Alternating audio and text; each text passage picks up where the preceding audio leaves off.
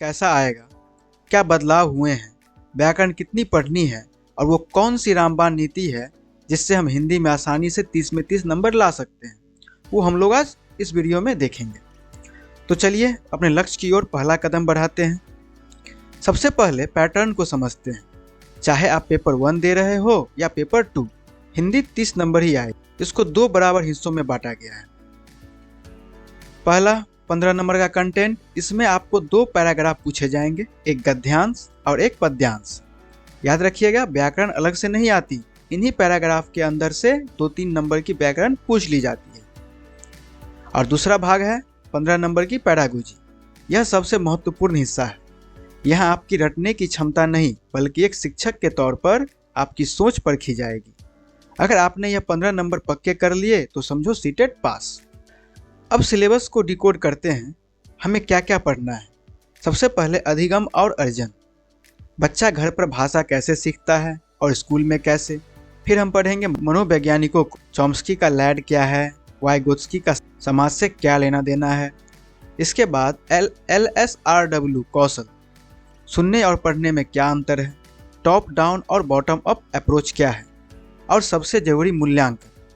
बच्चों को नंबर कैसे देते हैं, उनकी कमियों का पता लगाकर उन्हें कैसे सुधारना है। साथ ही NEP 2020 और NCF 2005 को हम विस्तार से कवर करेंगे, क्योंकि अब प्रश्न सीधे थ्योरी से नहीं बल्कि क्लासरूम सिचुएशन से आते हैं। एक बहुत बड़ा सवाल, सर क्या हमें पूरी मोटी व्याकरण की किताब पढ़नी पड़ेगी? जवाब है बिल्कुल नहीं।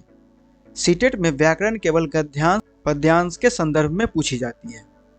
आपको बस बेसिक जानकारी होनी चाहिए। संधि कैसे टूटती है, समास कौन सा है, या इस शब्द में उपसर्ग क्या है। इसके लिए अलग से हफ्तों बर्बाद करने की जरूरत नहीं है, हम प्रैक्टिस के साथ ही इसे कवर कर। दोस्तों, 2011 वाला सीटेट अब नहीं रहा। 2026 में पेपर का लेवल बदल चुका है। अब आपको NEP 2020 और निपुण भारत जैसे टॉपिक्स को गहराई से समझना होगा। अभिकथन और कारण वाले सवाल अब हिंदी में भी आने लगे हैं। हम अपनी क्लासेज में इन नए पैटर्न के सवालों की भरपूर प्रैक्टिस करेंगे। तो हम तैयारी कैसे करेंगे? हमारा मंत्र होगा concept plus tag words plus practice. मैं आपको कुछ ऐसे जादुई शब्द दूंगा जिससे आप प्रश्न देखते ही पहचान लेंगे कि कौन सा ऑप्शन सही है और कौन सा गलत। जैसे रटना या केवल नेगेटिव है और अवसर देना या मातृभाषा पॉजिटिव है। तो आज के इस क्लास में हम पूरा सिलेबस खत्म करेंगे। आपको बस एक काम करना है, शुरू से अंत तक नोटबुक लेके बैठना है और जैसे जैसे वीडियो चलेंगे आपको नोट्स तैयार करते जाना अपने शब्दों में। आप लोग कमेंट में नोट्स मांगते रहते हैं, तो बना बनाया नोट्स से बेटर है कि आप लोग खुद तैयार कीजिए। ज़्यादा समय नहीं लगेगा, आप लोग खुद कीजिएगा तो प्रैक्टिस भी होगा और बेहतर ढंग से समझ में आएगा। तो चलिए हम लोग शुरू करते हैं। सबसे पहले अधिगम और अर्जन से कि भाषा कैसे सीखी जाती है। सबसे पहले भाषा क्या है? सिर्फ बोलना नहीं बल्कि सोचना और महसूस करना भी भाषा है। बिना भाषा के आप सपने भी नहीं देख सकते। अब 2 भारी शब्द समझिए जो एग्जाम में आते हैं, नियमबद्ध व्यवस्था और यादृच्छिक। भाषा कोई खिचड़ी नहीं है, इसका एक सिस्टम है। जैसे हिंदी में राम खाना खाता है, कर्ता प्लस कर्म प्लस क्रिया। यहाँ आप यह नहीं कह सकते कि है राम खाता खाना है। यानी भाषा नियमों से चलती है, यानी रूल से चलती है। और यादृच्छिक का मतलब है स्वतंत्र। एक बात बताइए, इस वस्तु को कलम क्यों कहते हैं? क्या क ल म अक्षरों का स्याही से कोई लेना देना है? नहीं। अगर हमारे पूर्वज ने इसे पंखा कहा होता तो आज हम भी इसे पंखा ही कहते। यानी शब्द और उसके मतलब में कोई लॉजिकल कनेक्शन नहीं है, बस समाज ने मान लिया है। इसी को यादृच्छिक होना कहते हैं। अब आता है वो सवाल जहां 90% बच्चे गलती करते हैं, तो दिल थाम के सुनिएगा। अगर कोई पूछे भारत की राष्ट्रभाषा क्या है, तो आप कहेंगे हिंदी, लेकिन पेडागोजी में यह गलत हो जाएगा। भारतीय संविधान में कहीं भी राष्ट्रभाषा शब्द का जिक्र नहीं है। संविधान के अनुच्छेद 343 के अनुसार हिंदी हमारी राजभाषा है। राजभाषा मतलब राजकाज की भाषा, दफ्तरों की भाषा। और अंग्रेजी हमारी सह राजभाषा है, एसोसिएट ऑफिशियल लैंग्वेज है, यानी हिंदी की हेल्पर। और एक मजे की बात, संविधान की 8वीं अनुसूची में 22 भाषाएं हैं, लेकिन उसमें अंग्रेजी शामिल नहीं है। यह पॉइंट नोट कर लीजिएगा। दोस्तों, इस टेबल को समझ लिया तो 2 नंबर पक्के। भाषा अर्जन यानी एक्विजिशन। सोचिए, एक 2 साल का बच्चा चिंटू है। क्या वो ग्रामर की किताब लेके बैठता है? नहीं, वो बस मम्मी पापा को सुनता है और बोलने लगता है। यह नेचुरल है, यानी स्वाभाविक है। उसे पता भी नहीं चलता कि वो सीख रहा है। इसे अर्जन कहते हैं। हमारी मातृभाषा हमेशा अर्जित होती है। और भाषा अधिगम, लर्निंग। अब चिंटू स्कूल गया, वहाँ उसे अंग्रेजी सिखाई जा रही है। टीचर कहती है, बेटा प्रेजेंट टेंस में एस या ईएस लगता है, तो चिंटू को मेहनत करनी पड़ रही है, नियम रटने पड़ रहे हैं। यह चेतन प्रक्रिया है, इसे अधिगम कहते हैं। सरल भाषा में जो खुद आ जाए वो अर्जन, जिसके लिए माथापच्ची करनी पड़े वो अधिगम। तो समझ गए होंगे आप लोग अर्जन और अधिगम में अंतर। अब मिलते हैं नोम चॉम्स्की चाचा से। स्किनर कहते थे कि बच्चा नकल करके सीखता है, लेकिन चॉम्स्की ने कहा बकवास। चॉम्स्की का कहना है कि इंसानी बच्चा जब पैदा होता है तो उसके दिमाग में एक सॉफ्टवेयर पहले से इंस्टॉल होता है। उस सॉफ्टवेयर का नाम है लैड, लैंग्वेज एक्विजिशन डिवाइस। यह लैड क्या करता है? बच्चा जब अपने आसपास लोगों को सुनता है तो यह लैड उन बातों को स्कैन करता है और खुद ब खुद ग्रामर के नियम बना लेता है। इसीलिए बच्चा बिना रटे सही हिंदी बोलता है। मैं खाना खाऊंगा, वह यह नहीं कहता खाऊंगा खाना मैं। याद रखिएगा, जन्मजात क्षमता और सार्वभौमिक व्याकरण चॉम्स्की के कीवर्ड्स हैं। कुछ क्वेश्चन देख लेते हैं इससे रिलेटेड जो हम लोगों ने ही पढ़ा है। भारतीय संविधान में हिंदी भाषा को क्या दर्जा प्राप्त है? राष्ट्रभाषा, राजभाषा, सहराजभाषा या शास्त्रीय भाषा? वीडियो पॉज करें और सोचें। जल्दबाजी में ए मत लगा दीजिएगा। सही जवाब बी होगा, राजभाषा। यह कामकाज की भाषा है। भाषा अर्जन के बारे में कौन सा कथन सही है? यह एक चेतन प्रक्रिया है, यह विद्यालय में ही होती है, यह एक स्वाभाविक और अवचेतन प्रक्रिया है, या इसमें बच्चों को व्याकरण रटना पड़ता है? ए चेतन, नहीं, वो तो अधिगम है। बी विद्यालय, नहीं, अर्जन तो घर पर होता है। डी रटना, वो तो बिल्कुल नहीं होगा। सही जवाब है ऑप्शन सी, स्वाभाविक और अवचेतन। जैसे मछली का तैरना स्वाभाविक है, वैसे ही बच्चे का अर्जन। चॉम्स्की के अनुसार बच्चों के पास भाषा सीखने की कैसी क्षमता होती है? ए अर्जित, बी जन्मजात, सी सांस्कृतिक या फिर डी व्याकरणिक।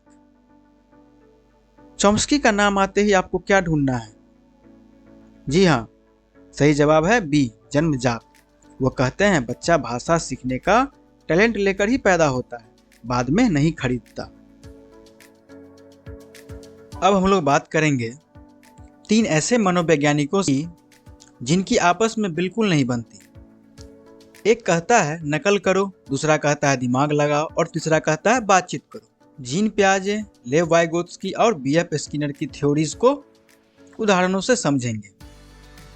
ऐसे उदाहरणों से समझेंगे कि आप नींद में भी सही जवाब टिक करेंगे। चलिए पेडागोजी का पोस्टमार्टम शुरू करते हैं। सबसे पहले मिलते हैं स्विट्जरलैंड के जीन पियाजे से। इनका मानना था कि बच्चा पहले सोचना सीखता है, बोलना बाद में। उदाहरण के लिए मान लीजिए एक छोटा बच्चा है जिसे भूख लगी है। उसके दिमाग में पहले यह विचार आएगा कि मुझे भूख लगी है, उसके बाद वो मम्मा या दूध शब्द बोलेगा। इसलिए पियाजे कहते हैं विचार पहले, भाषा बाद में। अब एक बहुत जरूरी टर्म समझिए, अहम केंद्रित वाक। आपने देखा होगा छोटे बच्चे खेलते समय खुद से बड़बड़ाते हैं, मेरी गुड़िया को भूख लगी है।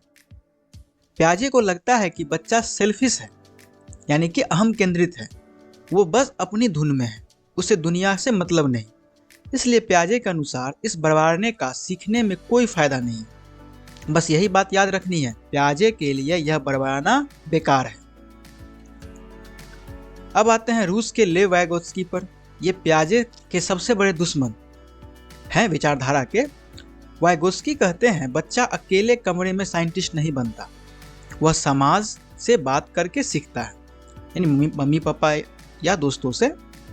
अब उसी बड़बड़ाने वाले उदाहरण को वाइगोत्स्की की नज़र से देखिए। एक बच्ची पजल जोड़ रही है और बोल रही है नीला वाला टुकड़ा कहाँ गया, ये तो यहाँ नहीं लगेगा। वाइगोत्स्की कहते हैं रुको, यहाँ बच्ची पागल नहीं है, यह बोल बोल कर अपने दिमाग को ऑर्डर दे रही है। इसे वाइगोत्स्की ने निजी वाक कहा, यानी कि प्राइवेट स्पीच। उनके अनुसार यह बच्चे के विकास के लिए सबसे बड़ा हथियार है। इससे बच्चा अपने व्यवहार को नियमित करता है। ट्रिक, प्याजे बोले तो अहम केंद्रित यानी बेकार, और वाइगोत्स्की बोले तो निजी वाक यानी बहुत बढ़िया। एक शब्द जो पेपर में बार बार आता है, पार या मचान यानी स्कैफोल्डिंग। इसे एक देसी उदाहरण से समझिए। जब बच्चा बोलना सीखता है वह कहता है मम्मा पानी दे। माँ कहती अच्छा मम्मा मुझे पानी दे दो, ऐसा बोलो बेटा। माँ ने जो यह वाक्य पूरा करवाया यही स्कैफोल्डिंग है। यह यानी पार या मचान है। यह मदद तब तक दी जाती है जब तक बच्चा खुद पूरा वाक्य बोलना सीख नहीं जाए। जैसे ही वो सीख जाता है मदद हटा ली जाती है। इसे ही सहयोग द्वारा सीखना कहते हैं। एक और एग्जाम्पल से समझते हैं। हम लोग का घर जब बनता है तो छत ढलाता है, तो छत ढलाने से पहले लकड़ी से उसको सपोर्ट दिया जाता है, लेकिन कुछ दिन बाद उस सपोर्ट को हटा लिया जाता है और छत वैसे ही खड़ा रहता है। तो वही पार है, यानी कुछ दिनों तक दी जाने वाली मदद। अब आते हैं स्किनर साहब पर। इनका फंडा एकदम सिंपल है। बच्चा एक तोता है। सोचिए, एक बच्चा तुतलाते हुए पहली बार बोलता है पापा।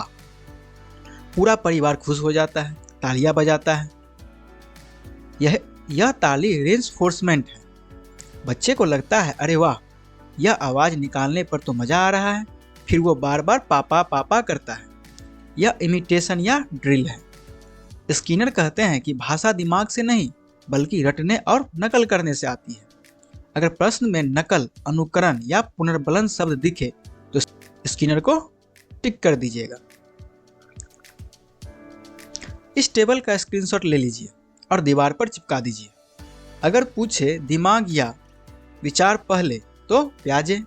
अगर पूछे समाज, संस्कृति या मदद तो वाइगोत्स्की। और अगर पूछे नकल या टॉफी यानी इनाम की बात हो तो स्किनर। बस इतना याद रख लीजिएगा तो 2 नंबर आपकी जेब में है। वैसे इसका और डिटेल वीडियो मेरा CDP का क्लास देखिएगा, प्लेलिस्ट में हो, उसमें और डिटेल में मिलेगा। लेकिन इसमें हम लोग हिंदी पैडागोजी की बात कर रहे हैं, तो सिर्फ जितना हिंदी में आता है उतना ही हम लोग पढ़ रहे हैं। तो कुछ क्वेश्चन देख लेते हैं, किस टाइप का क्वेश्चन आ सकता है। वाइगोत्स्की के अनुसार बच्चे भाषा कैसे सीखते हैं? A, अकेले अभ्यास करके। B, वयस्कों और साथियों के साथ अंतःक्रिया करके। C, व्याकरण के नियम रटकर। या फिर D, टीवी देखकर। वाइगोत्स्की का नाम आया है तो A में है अकेले, तो नहीं, वो तो प्याजे का है। C, रटकर है, वो स्किनर का है। तो सही जवाब हो जाएगा अंतःक्रिया यानी कि B, वाइगोत्स्की मतलब मिलजुल कर सीखना। एक और प्रश्न देख लेते हैं। एक बच्चा खिलौनों से खेलते हुए खुद से बातें कर रहा है। प्याजे इसे क्या कहेंगे? A, निजी वॉक। B, सामाजिक वॉक। C, अहम केंद्रित वॉक। या फिर D, मनोवैज्ञानिक विकार। सावधान हो जाइएगा, यहाँ प्याजे नाम दिया हुआ है। अगर वाइगोत्स्की होता तो A सही होता यानी निजी वाक, लेकिन प्याजे ने क्या कहा? उन्होंने कहा था सेल्फिश यानी कि अहम केंद्रित। इसलिए इसका जवाब हो जाएगा ऑप्शन नंबर C, अहम केंद्रित वाक, एगोसेंट्रिक स्पीच। एक और क्वेश्चन है, उसको भी देख ही लेते हैं। भाषा अनुकरण के माध्यम से सीखी जाती है, यह विचार किसका है? चॉम्स्की, स्किनर, प्याजे या फिर वाइगोत्स्की? अनुकरण मतलब नकल, और नकल कौन करवाता है? चॉम्स्की तो लैड वाले हैं, प्याजे विचार वाले हैं, और वाइगोत्स्की समाज वाले हैं।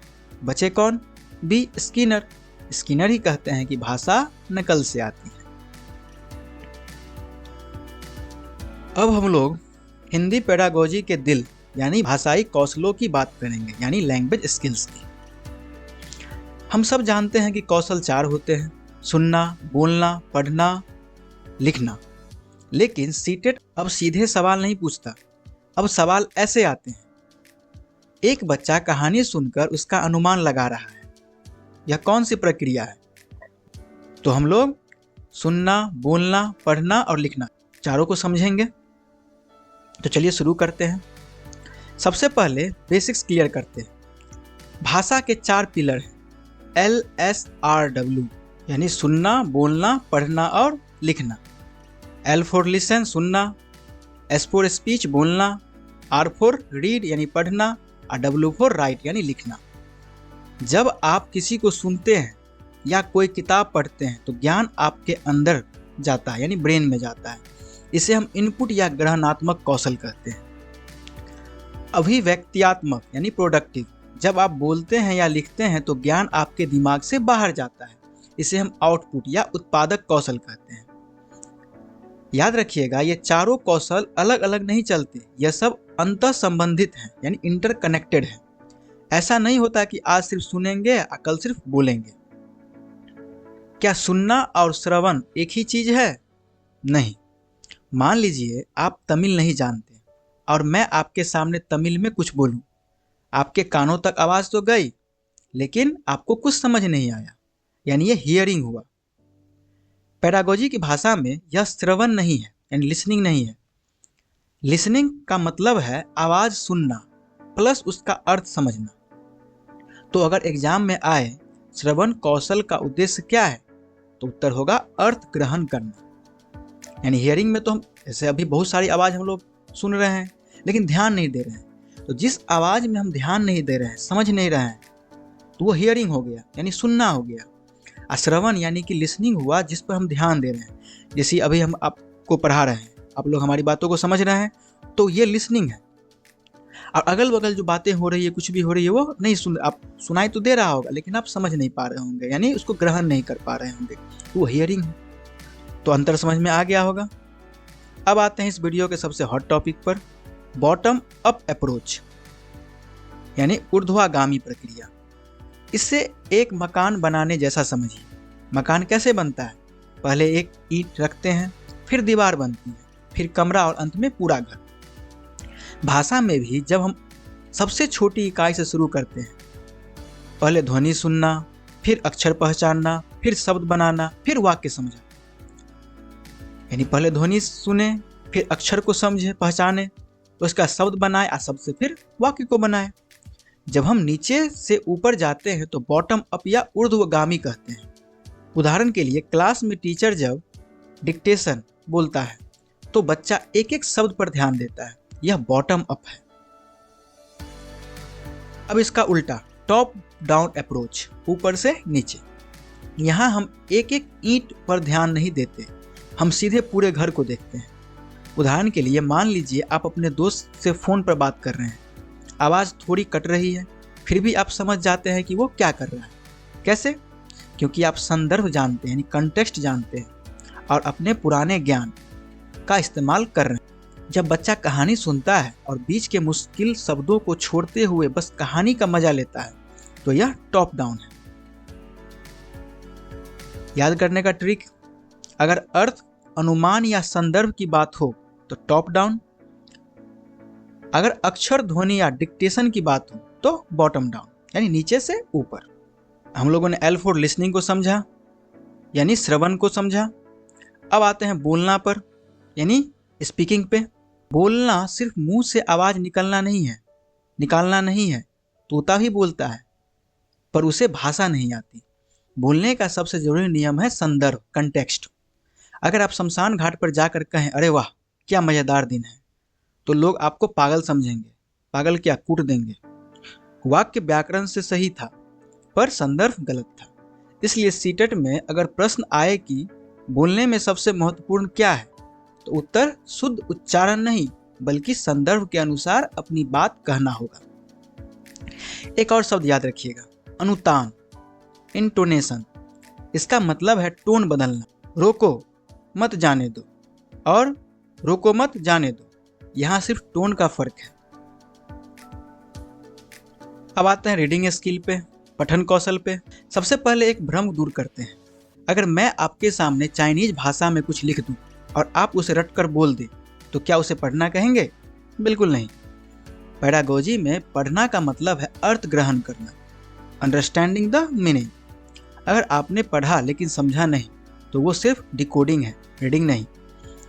सीटेट का फेवरेट सवाल है, पठन में सबसे जरूरी क्या है? जवाब होगा अर्थ समझना।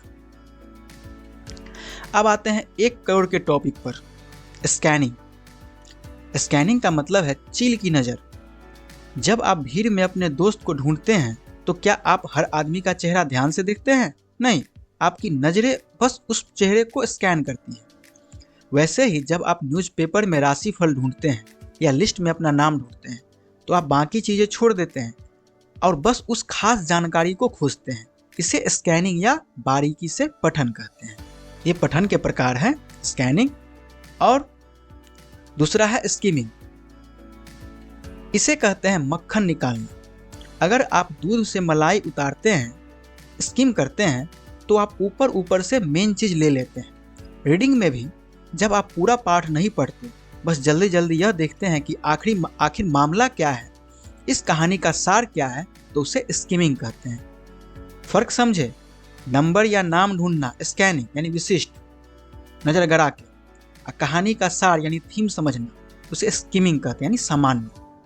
2 और भाई हैं, इंटेंसिव एंड एक्सटेंसिव यानी गहन और विस्तृत पठन। जब कल एग्जाम हो और आप किताब का एक एक शब्द रट रहे हो, वो गहन पठन है। यहाँ आप व्याकरण और डिटेल्स पर फोकस करते हैं।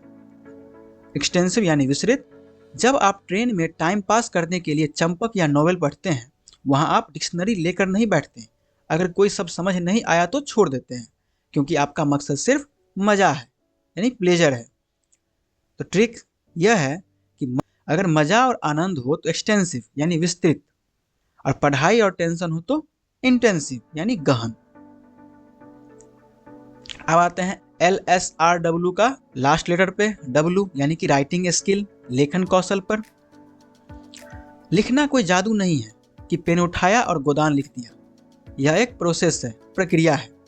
सीटेट हमेशा पूछता है लेखन के लिए क्या सबसे जरूरी है? A सुंदर लिखावट, B विचारों की मौलिकता।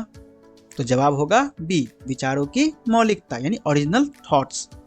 स्टेप्स याद रखिएगा, पहले दिमाग में आइडिया आया, फिर एक रफ कॉपी लिखा, फिर पढ़ा और लगा कि कुछ छूट गया हो तो उसे जोड़ा, फिर स्पेलिंग और कॉमा ठीक किया और अंत में फेयर किया। इसी क्रम को रट लीजिएगा, एग्जाम में क्वेश्चन आ सकता है ना। कुछ क्वेश्चन देख लेते हैं 1-2। श्रवण कौशल के बारे में क्या सत्य है? A यह केवल ध्वनियों को सुनता है, B यह एक निष्क्रिय कौशल है, C यह अर्थ ग्रहण करने की प्रक्रिया है, या फिर D इसका विकास केवल प्रयोगशाला में हो सकता है। श्रवण यानी लिसनिंग क्या है? A सिर्फ सुनना, नहीं वो तो हियरिंग है। B निष्क्रिय, बिल्कुल नहीं, सुनते वक्त दिमाग एक्टिव रहता है। तो सही उत्तर C हो जाएगा, अर्थ ग्रहण करना। मीनिंग नहीं समझा तो सब बेकार। नंबर 2, एक शिक्षक बच्चों को कहानी सुनाते समय अनुमान लगाने के लिए कहता है। यह श्रवण की कौन सी उपकौशल है? A बॉटम अप यानी ऊर्ध्वगामी, B टॉप डाउन यानी अधोगामी, C श्रुतलेख, या फिर D सस्वर पठन। दिमाग की बत्ती जलाइए, बच्चा अनुमान लगा रहा है। अनुमान लगाने के लिए उसे कहानी का संदर्भ यानी कंटेक्स्ट को समझना होगा, एक एक अक्षर नहीं। जहाँ संदर्भ और अनुमान आ जाए वहाँ हम ऊपर से नीचे यानी कि मीनिंग से शब्दों की तरफ जाते हैं। तो सही जवाब हो जाएगा option B top to down यानी कि अधोगामी। बच्चों के बोलने के कौशल यानी स्पीकिंग का आकलन करने के लिए सबसे अच्छा तरीका क्या है? A कठिन शब्दों का उच्चारण करवाना, B सुनी हुई कहानी को अपने शब्दों में कहने को कहना, C पाठ्य पुस्तक पढ़वाना, या फिर D व्याकरण के नियम पूछना। बोलने का टेस्ट कैसे लेंगे? कठिन शब्द बुलवाकर? नहीं, वो तो रटना हुआ। किताब पढ़वाकर? वो तो रीडिंग हुआ। तो सही जवाब होगा ऑप्शन बी, सुनी हुई कहानी को अपने शब्दों में कहना। जब बच्चा अपने शब्दों में बोलता है तभी पता चलता है कि उसे भाषा पर पकड़ है या नहीं। एक छात्र अखबार में नौकरी के लिए विज्ञापन को ध्यान से पढ़ रहा है ताकि वह संपर्क नंबर ढूंढ सके। यह पठन का कौन सा प्रकार है? A सरसरी पठन, बी बारीकी से पठन, सी विस्तृत पठन या फिर सस्वर पठन। छात्र क्या ढूंढ रहा है? संपर्क नंबर। नंबर एक विशिष्ट जानकारी है, यानी कि स्पेसिफिक इंफॉर्मेशन है, और विशिष्ट जानकारी ढूंढने के लिए हम क्या करते हैं? जी हाँ, सही जवाब बी, यानी स्कैन करते हैं, यानी स्कैनिंग। बारीकी से पठन यानी चील की नज़र। नेक्स्ट है, पठन के समय सरसरी तौर पर पढ़ने का क्या अर्थ है, यानी स्किमिंग का क्या अर्थ है? ए पाठ सामग्री का केंद्रीय भाव समझना, बी विशिष्ट तथ्य ढूंढना, सी प्रत्येक शब्द को ध्यान से पढ़ना, या फिर डी लेखक का परिचय जानना। अब बात स्किमिंग की है। स्किमिंग का मतलब मलाई निकालना। हम जल्दी जल्दी क्यों पढ़ते हैं? ताकि पता चले कि बात क्या है। तो सही जवाब हो जाएगा ऑप्शन ए, पाठ सामग्री का केंद्रीय भाव समझना। बी तो स्कैनिंग है और सी गहन पठन है।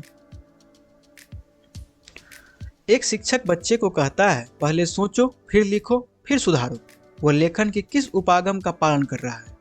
ए उत्पाद उपागम, बी प्रक्रिया उपागम, सी श्रुतलेख उपागम, या फिर डी व्याकरण अनुवाद। शिक्षक कह रहा है सोचो, लिखो, सुधारो। यह स्टेप बाय स्टेप चल रहा है। यह तो लेखन का यानी प्रक्रिया उपागम है। यही आधुनिक और सही तरीका है, यानी ऑप्शन नंबर बी प्रक्रिया उपागम। अब हम टीचर बनने की सबसे जरूरी स्किल सीखेंगे। बच्चों को पढ़ाना कैसे, यानी शिक्षण विधियां और व्याकरण। क्या आपको क्लास में जाते ही नियम लिखवा देने चाहिए या पहले बच्चों से बातें करनी चाहिए? अब हम आगमन और निगमन विधि की लड़ाई देखेंगे। साथ ही जानेंगे कि प्रत्यक्ष विधि में मातृभाषा का इस्तेमाल क्यों मना है। यानी आपने आज की क्लास ध्यान से देख ली तो पेडागोजी के 2-3 नंबर आपकी मुट्ठी में होंगे। तो चलिए शुरू करते हैं। सबसे पहले एक भ्रम तोड़ते हैं। क्या छोटे बच्चों को संज्ञा की परिभाषा रटानी चाहिए? बिल्कुल नहीं। एनसीएफ 2005 कहता है व्याकरण के संदर्भ में पढ़ाओ। उदाहरण, आप बच्चों को होली का पाठ पढ़ा रहे हैं, उसमें एक लाइन आई, राम ने लाल गुलाल लगाया। आप वहीं रुककर बच्चों से पूछें, अच्छा बताओ गुलाल कैसा है? बच्चे कहेंगे लाल। बस यही मौका है बताने का कि जो शब्द किसी की खूबी बताएं उसे विशेषण कहते हैं। इसे कहते हैं संदर्भ में व्याकरण, बिना अलग किताब के कहानी के बीच में ही सिखा देना। अब मिलते हैं पेडागोजी के बाहुबली से आगमन विधि। इसका मंत्र रट लीजिएगा, आ से आगमन, उ से उदाहरण, यानी पहले एग्जाम्पल यानी उदाहरण और फिर रूल। मान लीजिए आपको बहुवचन पढ़ाना है तो स्टेप 1 क्या होगा? उदाहरण। आप बोर्ड पर लिखेंगे लड़का लड़के, कमरा कमरे, बस्ता बस्ते। स्टेप 2 होगा निरीक्षण। आप पूछेंगे बच्चों इन सब में क्या बदल रहा है? बच्चे कहेंगे सर सब में पीछे ए की मात्रा लग रही है। तो स्टेप 3 में नियम बताएंगे। तब आप कहेंगे शाबाश, जब हम आ को ए में बदलते हैं तो वो बहुवचन बन जाता है। बच्चे ने खुद नियम खोजा, इसलिए यह बेस्ट मेथड है। इसमें बच्चा रटता नहीं, खोजता है। तो इसी तरह आप लोग नोट्स खुद तैयार कीजिएगा, है ना, इससे आप लोगों को अच्छे से समझ में आएगा। दूसरी है निगमन विधि। इसकी एक ट्रिक है, नी से निगमन, नी से नियम, यानी पहले रूल। यह पुराना बोरिंग तरीका है। उदाहरण के लिए, टीचर क्लास में आया और सीधा बोर्ड पर लिख दिया, जिस शब्द के अंत में ता आता है वो भाववाचक संज्ञा है।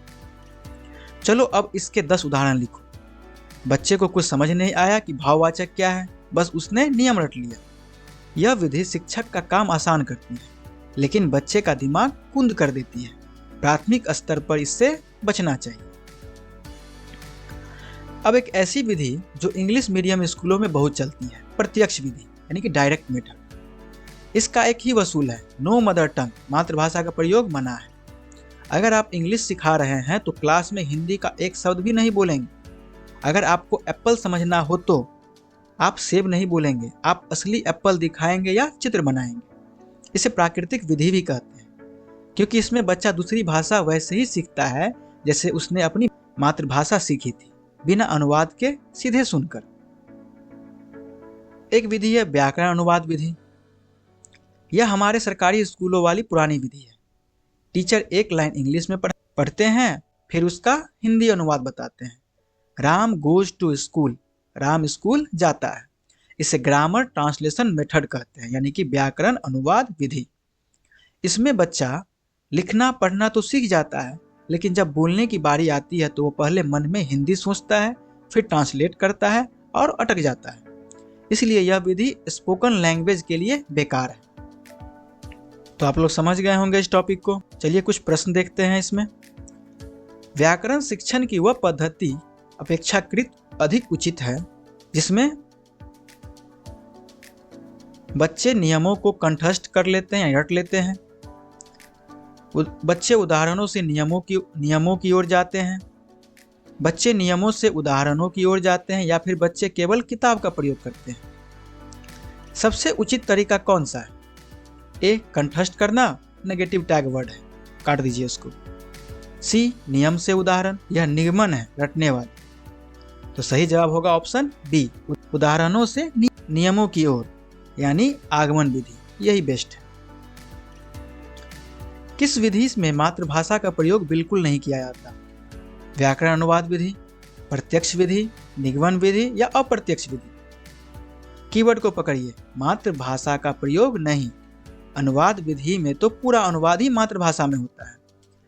ऑप्शन बी प्रत्यक्ष विधि, इसमें हम सीधा टारगेट लैंग्वेज पे बात करते हैं, नो हिंदी नो ट्रांसलेशन, इसलिए ऑप्शन बी इसका सही जवाब हो जाएगा, प्रत्यक्ष विधि यानी कि डायरेक्ट मेथड। ज्ञात से अज्ञात और मूर्त से अमूर्त शिक्षण सूत्र किस विधि में लागू होते हैं? ए निगमन विधि, बी आगमन विधि, सी दोनों या फिर डी इनमें से कोई नहीं। सोचिए, ज्ञात क्या होता है? बच्चे का अनुभव या उदाहरण। अज्ञात क्या है? व्याकरण का नियम। हम उदाहरण से नियम की ओर किस में जाते हैं? जी हाँ, बी में, यानी कि आगमन विधि में। निगमन इसका उल्टा है, अज्ञात से ज्ञात चलती है, इसलिए इसका राइट आंसर हो जाएगा आगमन विधि। अब हम लोग बात करेंगे बहुभाषिकता की, संसाधन या समस्या। हम लोग इसमें विक्स और काल्प के बीच के अंतर को देसी उदाहरणों से समझेंगे। मान लीजिए आपकी कक्षा में एक बच्चा भोजपुरी बोलता है, दूसरा पंजाबी और तीसरा तमिल। एक टीचर के तौर पर आप क्या करेंगे? सर पीट लेंगे या खुश होंगे? एनसीएफ 2005 कहता है कि आपको खुश होना चाहिए। क्यों? यह हम लोग जानेंगे।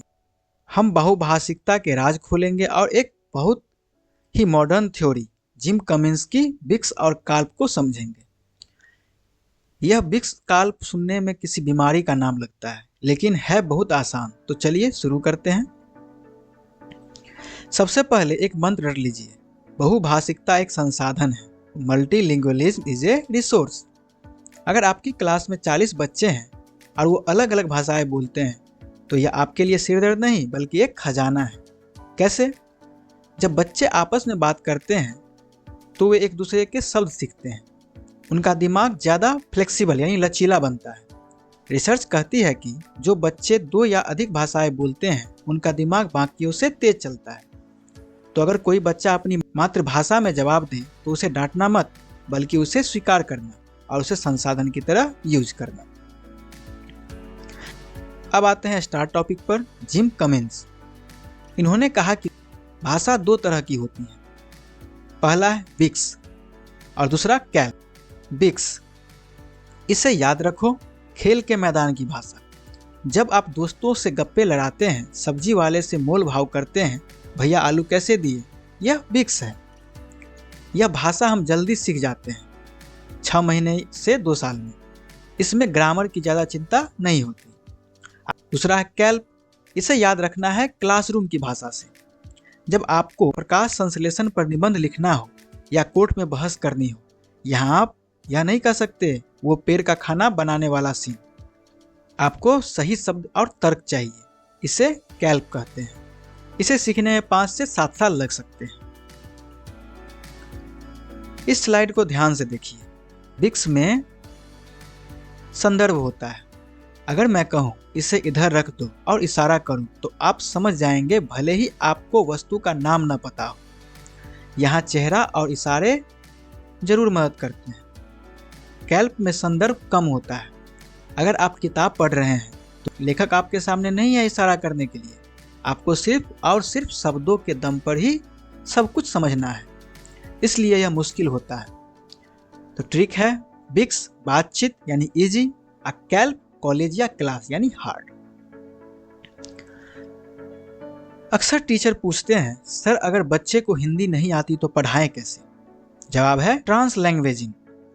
अगर बच्चा पानी को तन्नी तमिल में बोल रहा है तो आप कहिए अच्छा आप तन्नी मांग रहे हैं, इसे हिंदी में पानी कहते हैं।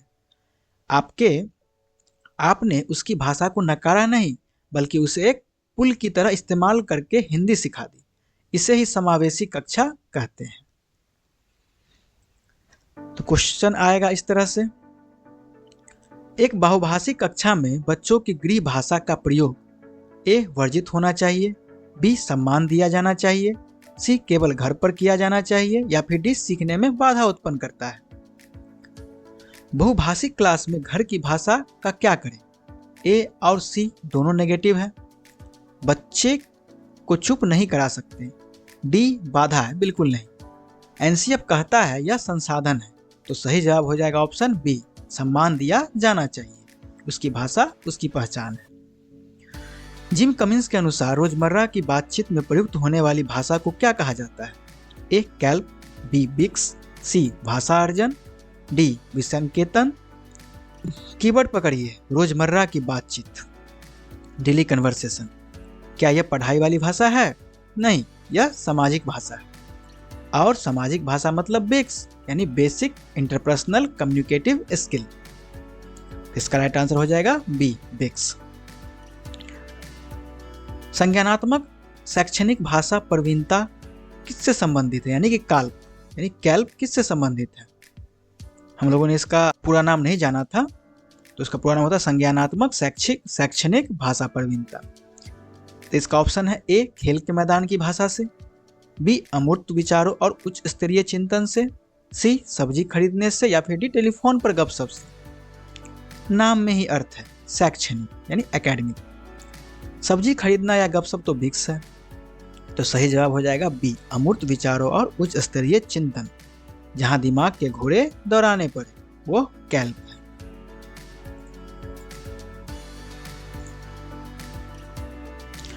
अब हम बात करेंगे उन हथियारों की जो एक टीचर को क्लासरूम में बाहुबली बनाते हैं। जी हाँ, मैं बात कर रहा हूँ TLM, टीचिंग लर्निंग मटेरियल की। अक्सर हम सोचते हैं कि पढ़ाई सिर्फ किताबों से होती है, लेकिन NCF 2005 कहता है रुको जरा। आज हम जानेंगे कि क्या रेलवे का टिकट या होटल का मेनू कार्ड भी हिंदी सिखाने में काम आ सकता है, और क्या पाठ्य पुस्तक ही सब कुछ है। अगर आपने यह नहीं पढ़ा तो सीटेट के 2 नंबर पक्का मिस हो जाएंगे। तो चलिए शुरू करते हैं। सबसे पहले अपनी सबसे अच्छी दोस्त किताब के बारे में बात करते हैं। सीटेट आपसे पूछेगा पाठ्य पुस्तक कक्षा में क्या है? ए एकमात्र संसाधन, बी अनावश्यक वस्तु, या फिर सी संसाधनों में से एक। याद रखना, किताब खुदा नहीं है, यह सिर्फ साधनों में से एक है। टीचर को किताब का गुलाम नहीं बनना चाहिए। किताब तो बस एक रास्ता है यानी कि साधन है, मंजिल तो बच्चों का सर्वांगीण विकास है। इसलिए जरूरत पड़ने पर किताब से बाहर निकलो और दुनिया से जुड़ो। अब आते हैं उस टॉपिक पर जहां 99% बच्चे कंफ्यूज होते हैं, प्रमाणिक सामग्री, ऑथेंटिक मटेरियल। मान लो मैं क्लास में एक रेलवे का टिकट लेकर आया, क्या वो टिकट हिंदी सिखाने के लिए छपा था? नहीं, वह तो यात्रा के लिए था। लेकिन मैंने बच्चों से कहा ढूंढो इसमें ट्रेन का नंबर कहाँ लिखा है या यह ट्रेन कहाँ जा रही है। बच्चे ने उस असली टिकट को पढ़ा और समझा। बस यही प्रमाणिक सामग्री है। अब मैं क्लास में मेनू कार्ड ले गया और बच्चों से कहा चलो खाना ऑर्डर करते हैं। इससे बच्चे असली जिंदगी की भाषा सीखते हैं, न कि किताबी रटंत भाषा। अब सावधान हो जाइएगा, सीटेट में एक सवाल आता है, इसमें से कौन सी प्रमाणिक सामग्री नहीं है? और ऑप्शन में होता है पाठ्यपुस्तक लेखक द्वारा लिखी गई कविता। यही सही जवाब है, क्योंकि जब कोई लेखक बच्चों को सिखाने के लिए कविता लिखता है तो वो जानबूझकर आसान शब्द डालता है। वो नेचुरल नहीं होती, लेकिन अखबार की खबर नेचुरल होती है, किसी ने उसे बच्चों के लिए आसान नहीं बनाया होता।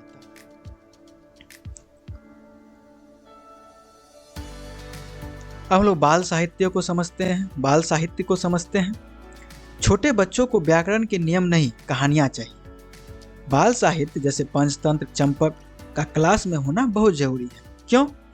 क्योंकि जब बच्चा मजेदार कहानी पढ़ता है तो उसे पता भी नहीं चलता और वो नए शब्द सीख जाता है या उसकी कल्पना को पंख देता है। अगर प्रश्न आए प्राथमिक स्तर पर भाषा सीखने का सबसे महत्वपूर्ण संसाधन क्या है, तो बेझिझक बाल साहित्य लगा देना। अब TLM यानी अन्य सहायक सामग्री। हमारी क्लास में हर तरह के बच्चे होते हैं, कोई देखकर सीखता है, कोई सुनकर। इसलिए हमें मल्टीमीडिया यानी टीवी, वीडियो, चार्ट का इस्तेमाल करना चाहिए। एक शब्द याद रखिएगा, प्रिंट समृद्ध परिवेश, प्रिंट रिच इन्वायरमेंट। इसका मतलब है कि क्लास की दीवारों पर चार्ट, पोस्टर, बच्चों की ड्राइंग्स चिपकी होनी चाहिए। बच्चा जिधर देखो उसे कुछ न कुछ पढ़ने को मिले। यह भाषा सीखने का सबसे तगड़ा तरीका है। देखते हैं क्वेश्चन अब। भाषा की कक्षा में समाचार पत्र, पत्रिकाओं का उपयोग क्या सुनिश्चित करता है? ए, बच्चे प्रमाणिक सामग्री का उपयोग कर रहे हैं। बी, बच्चों को मुख्य खबरें याद है। सी, शिक्षक को मेहनत नहीं करनी पड़ती। या फिर डी, यह पाठ्य पुस्तक का विकल्प है। अखबार का यूज क्यों करते हैं? याद करने के लिए? नहीं। सही जवाब ए है, बच्चे प्रमाणिक सामग्री का उपयोग कर रहे हैं। अखबार असली दुनिया का हिस्सा है। सेकंड है, प्राथमिक स्तर पर बाल साहित्य का चयन करते समय आप किस बिंदु को सर्वाधिक महत्व देंगे? ए, छपाई की गुणवत्ता। बी, रंगीन चित्र। सी, सार्थक पुनरावृत्ति। या फिर डी, केवल नैतिक शिक्षा। बाल साहित्य कैसा हो? सिर्फ रंगीन चित्र काफी नहीं है, सबसे जरूरी है सार्थक पुनरावृत्ति, यानी कहानी में शब्द और वाक्य बार बार आए लेकिन मजेदार तरीके से। जैसे चिड़िया उड़ी फुर, फिर क्या हुआ? फिर कबूतर उड़ा फुर। इससे बच्चा जल्दी सीखता है। पाठ्य पुस्तक अंततः क्या है? शिक्षण का साधन, एकमात्र संसाधन, शिक्षण का साधन या फिर अनावश्यक? यह तो अब आप नींद में भी बता देंगे। किताब मंजिल नहीं, रास्ता है। इसलिए ऑप्शन सी शिक्षण का साधन है। साधन तो बच्चों का विकास है। अब हम पैडागोजी के सबसे सीरियस टॉपिक को आसान बनाएंगे, यानी कि मूल्यांकन, इवैल्यूएशन। क्या मूल्यांकन का मतलब सिर्फ बच्चों को फेल पास करना है? नहीं। आज हम जानेंगे कि CCE क्या है, बच्चे की प्रोग्रेस का कच्चा चिट्ठा यानी पोर्टफोलियो कैसे बनता है, और एक टीचर को डॉक्टर की तरह निदान और उपचार कैसे करना चाहिए। अगर आपने यह समझ लिया तो सीटेट में मूल्यांकन के 2-3 सवाल कभी गलत नहीं होंगे। चलिए शुरू करते हैं। सबसे पहले समझते हैं CCE को, सतत व्यापक मूल्यांकन। सतत का मतलब है कि मूल्यांकन लगातार होना चाहिए। जैसे डॉक्टर मरीज की नब्ज चेक करता रहता है, वैसे ही टीचर को पढ़ाते समय ही बच्चों को चेक करते रहना चाहिए। व्यापक, इसका मतलब है सिर्फ नंबर मत देखो, यह भी देखो कि बच्चा खेलता कैसा है, दोस्तों से बात कैसा करता है, अनुशासन में रहता है या नहीं। यानी बच्चे की पढ़ाई के साथ साथ उसकी पूरी पर्सनालिटी का मापन ही CCE है। इन दोनों में फर्क समझना बहुत जरूरी है, रचनात्मक और योगात्मक। मान लो मैं आपको तैरना सिखा रहा हूँ, आप तैर रहे हैं और मैं आपको बता रहा हूँ हाथ ऐसे नहीं वैसे चलाओ। यह रचनात्मक आकलन है, यानी कि फॉर्मेटिव असेसमेंट है। यहाँ मेरा मकसद आपको सुधारना है। योगात्मक यानी कि सम्मेटिव असेसमेंट। अब साल के अंत में आपका स्विमिंग टेस्ट हुआ और मैंने आपको नंबर दिए 10 में से 6। यह योगात्मक है। यहाँ मेरा मकसद आपको जज करना है। ट्रिक, सुधार यानी इम्प्रूवमेंट तो रचनात्मक, और रिजल्ट योगात्मक। एग्जाम में पोर्टफोलियो पर सवाल न आए ऐसा हो नहीं सकता।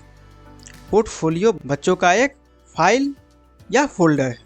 इसमें हम आपकी साल भर की बेस्ट चीज़ें रखते हैं। जैसे जनवरी में उसने कैसी ड्राइंग बनाई, मार्च में कैसी कहानी लिखी। इसे देखकर कोई भी बता सकता है कि बच्चे ने कितनी तरक्की की है। अगर प्रश्न आए बच्चे की क्रमिक प्रगति का पता कैसे चलता है, तो आंख बंद करके पोर्टफोलियो लगा देना। दो और टूल्स हैं, एनेक्डोटल रिकॉर्ड और रूब्रिक्स। एनेक्डोटल रिकॉर्ड यह एक डायरी एंट्री जैसा है। टीचर इसमें बच्चे के व्यवहार की कोई खास घटना नोट करता है। जैसे आज क्लास में लड़ाई हुई, लेकिन सोनू ने शांत रहकर मामला सुलझाया। यह उसके व्यवहार को दिखाता है। और रूब्रिक्स, जब आप टेस्ट चेक करते हैं तो आपके पास एक लिस्ट होती है कि किस चीज़ के कितने नंबर कटेंगे। इसी लिस्ट या मापदंड को रूब्रिक्स कहते हैं। टीचर एक डॉक्टर की तरह होता है। मान लीजिए बच्चा मात्राओं में गलती कर रहा है, तो सबसे पहले आप पता लगाएंगे कि वो गलती क्यों कर रहा है। क्या उसे सुनाई कम देता है या उसे नियम नहीं पता है। इस कारण को ढूंढना निदान है, यानी डायग्नोसिस है।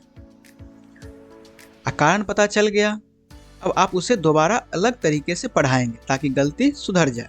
इसे उपचारात्मक शिक्षण कहते हैं, यानी कि रेमेडी कहते हैं।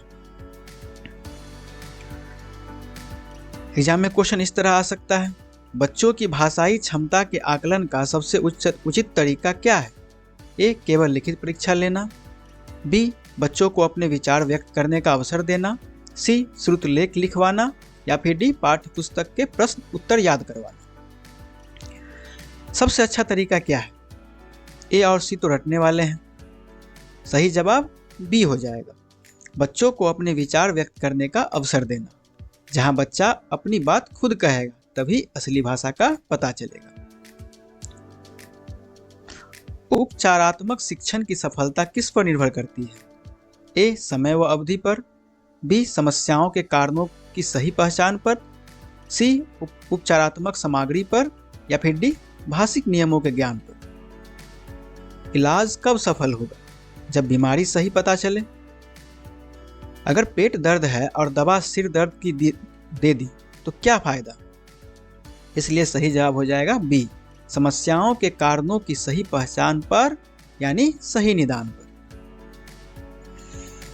पोर्टफोलियो में क्या शामिल होता है। ए, केवल बच्चों की फोटो।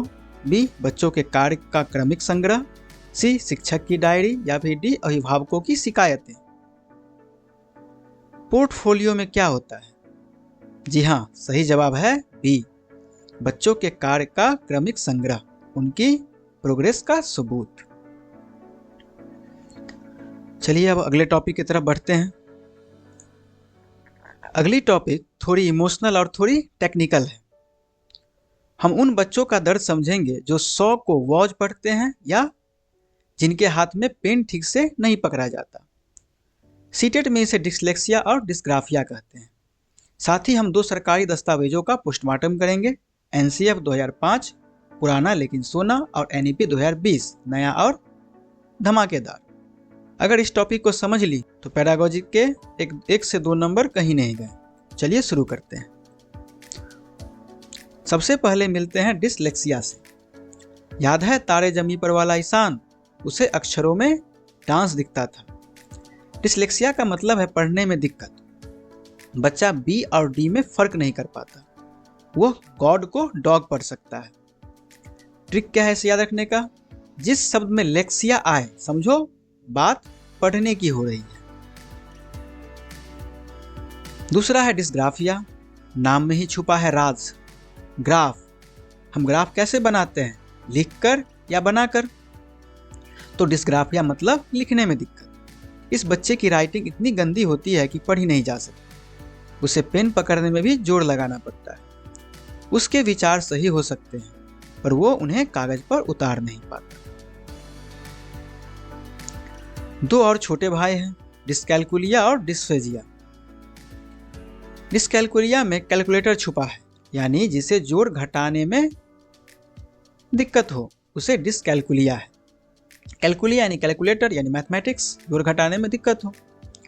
और डिस्फेजिया, फेजिया मतलब बोलना यानी भाषा। अगर बच्चा अपनी बात बोल नहीं पा रहा या आपकी बात समझ नहीं पा रहा तो उसे डिस्फेजिया है। अब आते हैं एनसीएफ 2005 पर। यह वह किताब है जो बताती है कि इंडिया के स्कूलों में क्या और कैसे पढ़ाना है। इसके 2 नियम को अच्छे से समझ लीजिएगा। पहला, ज्ञान को बाहरी जीवन से जोड़ो। अगर आम पढ़ा रहे हो तो किताब में नहीं, असली आम दिखाकर पढ़ाओ। और दूसरा है, रटना मना है, बच्चे को तोता मत बनाओ। और हाँ, एनसीएफ कहता है कि त्रुटियां सीखने का हिस्सा है। अगर बच्चा गलती करे तो उसे पीटो मत, खुश हो जाओ कि वो सीखने की कोशिश कर रहा है। अब मिलिए गेम चेंजर से एनईपी 2020। मोदी सरकार की यह नीति कहती है बच्चे की जुबान मत काटिए, मतलब कम से कम कक्षा 5 तक बच्चे की उसकी मातृभाषा में पढ़ाओ, अंग्रेजी थोपो मत। क्यों? क्योंकि बच्चा अपनी भाषा में सबसे तेज सोचता है। एक नया टर्म आया है, FLN, foundational literacy and numeracy. इसका मतलब है कि क्लास 3 पास करते करते बच्चे को कम से कम वाक्य पढ़ना और जमा घटा करना आ जाना चाहिए। इसे निपुण भारत मिशन कहते हैं। क्वेश्चन है, यदि एक छात्र को अक्षरों को पहचानने और शब्दों को पढ़ने में कठिनाई होती है तो यह किस विकार का संकेत है? बच्चा पढ़ नहीं पा रहा है, पढ़ना। और रीडिंग की बीमारी कौन सी थी? ईशान अवस्थी वाली। तो सही जवाब बी, डिसलेक्सिया। ये तो लिखने की है। राष्ट्रीय शिक्षा नीति 2020 प्राथमिक स्तर पर किस भाषा में शिक्षा देने की वकालत करती है? अंग्रेजी भाषा, हिंदी भाषा, मातृभाषा या संस्कृत भाषा? एनईपी 2020 का सबसे बड़ा फोकस क्या है? अंग्रेजी? बिल्कुल नहीं। सिर्फ हिंदी? वो भी नहीं। यानी सही जवाब है मातृभाषा, यानी ऑप्शन सी, चाहे वो तमिल हो, बंगाली हो या भोजपुरी। एनसीएफ 2005 के अनुसार गलतियां क्या है? बच्चों की नाकामी का सबूत है, तुरंत सुधार देनी चाहिए, सीखने सिखाने की प्रक्रिया का विभिन्न अंग है, या अध्यापकों के लिए सिरदर्द है। गलतियों को लेकर एनसीएफ क्या सोचता है? बी, तुरंत सुधारना नहीं, इससे बच्चा डर जाएगा। सही जवाब है सी, सीखने का अभिन्न अंग है, यानी इंटीग्रल पार्ट ऑफ लर्निंग। गलतियां बताती है कि बच्चा कैसे सोच रहा है। अब हम लोग नेक्स्ट टॉपिक की ओर बढ़ते हैं। अब हम पैडागोजी का ब्रह्मास्त्र पढ़ने वाले हैं। हम सीखेंगे टैग वर्ड्स की तकनीक को, कुछ ऐसे शब्द जिन्हें देखते ही आपको पता चल जाएगा कि यह ऑप्शन सही है या गलत। अगर आपने यह समझ लिया तो एग्जाम हॉल में आप प्रश्न देखकर मुस्कुराएंगे। तो चलिए शुरू करते हैं। सबसे पहले कचरा साफ करते हैं, यानी वो शब्द जो देखते ही आपको गलत कर देने हैं। केवल या केवल ही। अगर किसी ऑप्शन में लिखा हो बच्चे केवल स्कूल में सीखते हैं तो वो गलत है, बच्चा हर जगह सीखता है। केवल शब्द पैडागोजी का सबसे बड़ा दुश्मन है। दूसरा, रटना या याद करना। एनसीएफ 2005 रटने के सख्त खिलाफ है। अगर ऑप्शन कहे कविता याद कर लो तो उसे तुरंत काट देना है। तीसरा, मानक भाषा। अगर टीचर कहे अपनी गांव की बोली मत बोलो, सिर्फ शुद्ध हिंदी बोलो, तो यह गलत है। बच्चे की मातृभाषा को कभी नहीं रोकना चाहिए। ट्रिक, जिस ऑप्शन में बच्चे को रोका जाए, डराया जाए या रटाया जाए, वह उत्तर कभी नहीं हो सकता है। अब आते हैं उन जादुई शब्दों पर जो आपको नंबर दिलाएंगे। पहला है अवसर, अपॉर्चुनिटी। पूरी पैडागोजी का राजा शब्द है यह। जिस ऑप्शन में बच्चे को बोलने, पढ़ने या लिखने का अवसर मिल रहा हो, आंख बंद करके उसे टिक कर देना है। संदर्भ यानी कंटेक्स्ट। भाषा हमेशा संदर्भ में होती है। अगर ऑप्शन में संदर्भ शब्द है तो 99% वही उत्तर सही होगा। अर्थ ग्रहण। पढ़ने का मतलब ही अर्थ समझना है। प्रोत्साहन। बच्चे को डांटना नहीं, प्रोत्साहित करना चाहिए, इनकरेज करना चाहिए। ट्रिक यह है, जिस ऑप्शन में बच्चा एक्टिव है और टीचर सपोर्टिव है वही सही जवाब। तो प्रश्न कुछ इस तरह से आ सकता है, भाषा सीखने में सबसे महत्वपूर्ण क्या है? पाठ्य पुस्तक का कठोर पालन, भाषा प्रयोग के अवसर उपलब्ध कराना, व्याकरण के नियमों को कंठस्थ करना, या फिर केवल मानक भाषा का प्रयोग। ऑप्शन ए में कठोर है वो गलत है। ऑप्शन सी में कंठस्थ रटना है वो भी गलत है। डी केवल है तो गलत तो होगा ही। बचा क्या? ऑप्शन बी, इसमें अवसर शब्द है। यही हमारा सही उत्तर। देखा कितना आसान है। राष्ट्रीय पाठ्यचर्या की रूपरेखा 2005 के अनुसार शिक्षक की भूमिका क्या है? सत्तावादी, सुविधादाता, तानाशाह या उपदेशक? टीचर क्या है? बॉस? नहीं। एनसीएफ कहता है टीचर एक सुविधादाता है। उसका काम है बच्चे को सीखने में मदद करना, उस पर हुक्म चलाना नहीं। तो सही जवाब ऑप्शन बी हो जाएगा। तो हिंदी पेडागोजी की सीरीज खत्म हो चुकी है। हिंदी पेडागोजी में इससे बाहर क्वेश्चन नहीं आने वाले हैं। तो 15 नंबर तो आपकी जेब में आ गए, लेकिन बाकी के 15 नंबर का क्या, जो गद्यांश और पद्यांश में आते हैं, यानी पैसेज और पोएम में आते हैं। और उनके बीच में छिपी व्याकरण का क्या? क्या आपको पूरी व्याकरण की किताब रटनी पड़ेगी? बिल्कुल नहीं। अब हम पैसेज सॉल्व करने की निंजा तकनीक को जानेंगे और व्याकरण के वो 5 टॉपिक्स संधि, समास, प्रत्यय, उपसर्ग, अलंकार को करेंगे जो बार बार पूछे जाते हैं। तो चलिए 30 में 30 का सफर पूरा करते हैं। सबसे पहले पैसेज की बात करते हैं। 90% बच्चे क्या गलती करते हैं? वो पहले आराम से पूरा पैसेज पढ़ते हैं, कहानी का मजा लेते हैं और फिर सवाल पढ़ते हैं। तब तक वो भूल चुके होते हैं कि क्या पढ़ा था। आपको यह नहीं करना है, आपको उल्टा चलना है। पहले प्रश्न पढ़े। अगर प्रश्न है लेखक ने नदी को क्या कहा है, आपके दिमाग में कीवर्ड आ गई नदी। अब पैसेज में सिर्फ नदी शब्द ढूंढिए, जहां नदी मिलेगी उत्तर वहीं आसपास होगा। इसे कहते हैं स्कैनिंग टेक्निक। हम लोगों ने पढ़ा भी था पेडागोजी में। इससे आपका टाइम आधा हो जाएगा। व्याकरण में सबसे ज्यादा सवाल उपसर्ग और प्रत्यय से आते हैं। सिंपल फंडा है, शब्द को तोड़ो और मूल शब्द बाहर निकालो, यानी जिसका कोई अर्थ हो उसको बाहर निकालो। जैसे शब्द है असफलता, इसमें सफल मूल शब्द है, इसके आगे अ लगा है, यह उपसर्ग है। इसके पीछे ता लगा है, यह प्रत्यय है।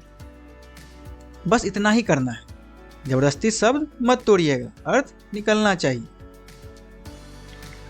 संधि और समास में बच्चे डरते हैं, पर सीटेट में बहुत बेसिक आता है समास की ट्रिक। अब शब्द में गिनती हो, त्रिभुज, चौराहा, द्विगु समास, अगर बीच में